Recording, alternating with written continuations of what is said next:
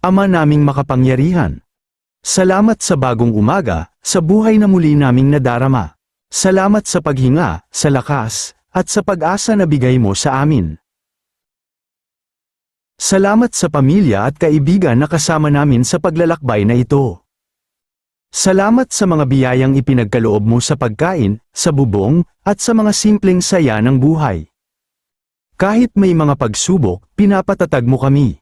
Tulungan mo kaming magbigay ng pasasalamat, magmahal, at maglingkod sa iba tulad ng pagmamahal mo sa amin. Ngayong araw, gabayan mo kami sa aming mga gawain. Bigyan mo kami ng kapayapaan sa isip, lakas sa katawan, at pag-ibig sa puso.